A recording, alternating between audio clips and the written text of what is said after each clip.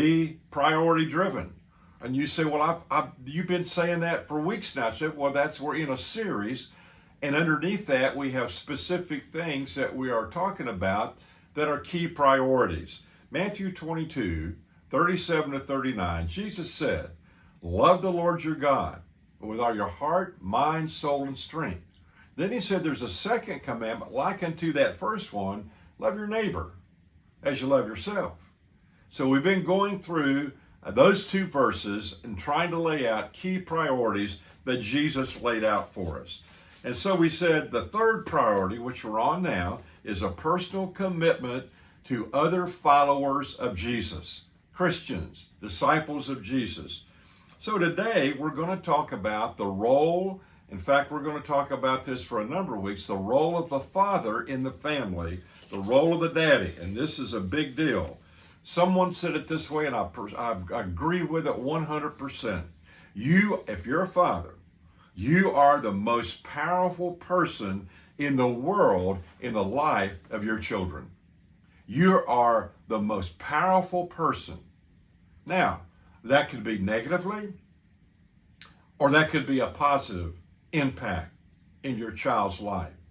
You're going to have to be the one that's going to face that and deal with that and decide which way you're going to go.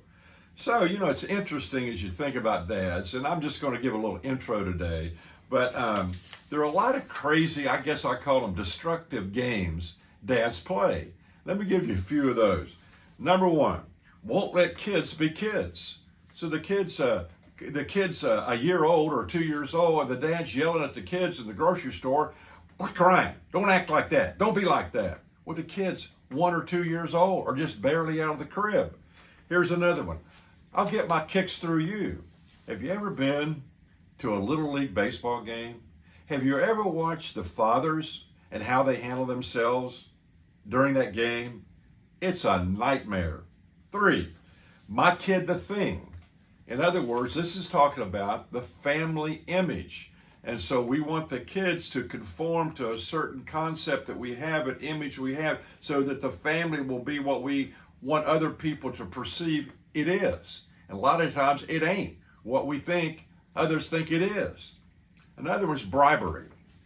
Bribing kids to do certain things, certain behaviors, etc., instead of building deeply within them that character trait that will cause them to want to do the right thing.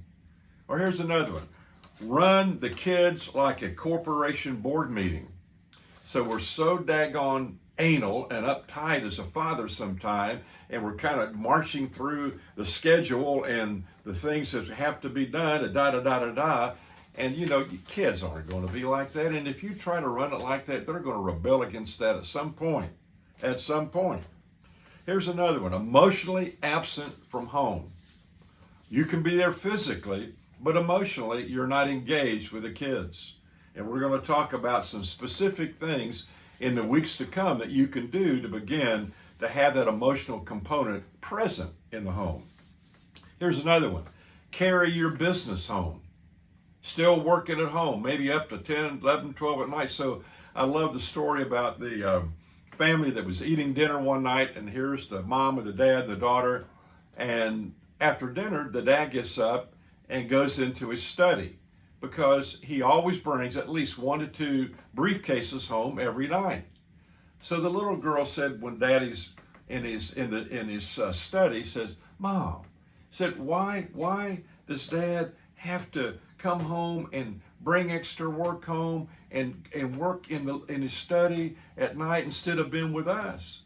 And the mom said, well, sweetheart, you don't understand. Dad has to work real hard to be able to provide us a beautiful home, and you get to go to camp in the summer, and you have a horse that you get to ride on the weekends, and lessons for the horse, and all these other things.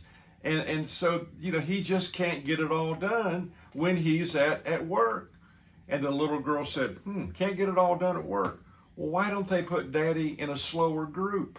I love that. Anyway, another one is, Phil, you have provided for the family if you take care of their physical needs. Listen, mental, physical, social, emotional, spiritual, etc.